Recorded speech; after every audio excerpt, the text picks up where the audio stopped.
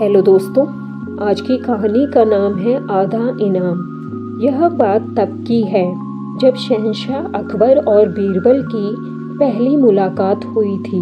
उस समय सभी बीरबल को महेश दास के नाम से जानते थे।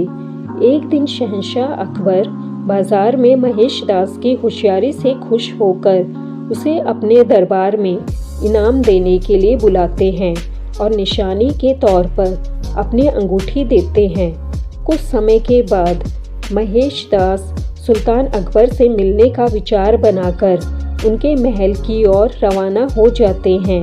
वहां पहुंचकर महेश दास देखते हैं कि महल के बाहर बहुत लंबी लाइन लगी हुई है और दरबान हर व्यक्ति से कुछ न कुछ लेकर ही उन्हें अंदर जाने दे रहा है। जब महेश दास का नंबर आया तो उसने कहा कि महाराज ने मुझे इनाम देने के लिए बुलाया है और उसने सुल्तान की अंगूठी दिखाई।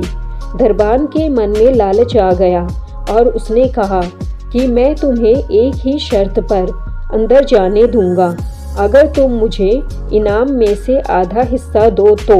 दरबान की बात सुनकर महेश दास ने कुछ सोचा और उसकी बात मानकर महल में चले गए। दरबार में पहुंचकर वह अपना नंबर आने का इंतजार करने लगे। जैसे ही महेश दास की बारी आई और वो सामने आए तो शहंशाह अकबर उन्हें देखते ही पहचान गए और दरबारियों के सामने उनकी बहुत तारीफ की। बादशाह अकबर ने कहा कि बोलो महेश दास, इनाम में क्या चाहिए। तब महेश दास ने कहा कि महाराज, मैं जो कुछ भी मांगूंगा क्या आप मुझे इनाम में देंगे। बादशाह अकबर ने कहा कि बिल्कुल, मांगो, क्या मांगते हो।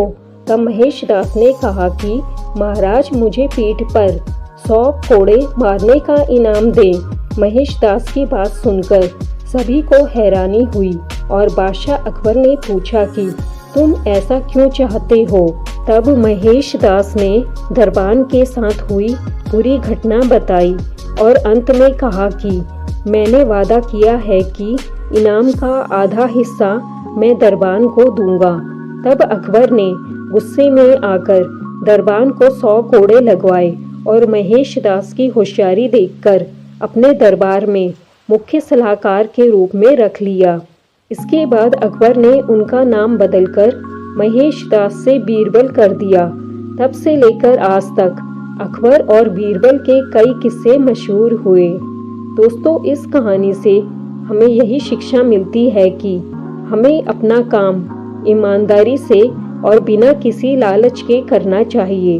दोस्तों, आपको यह कहानी पसंद आई तो प्लीज़ इसको लाइक, शेयर और सब्सक्राइब करना ना भूलें। धन्यवाद।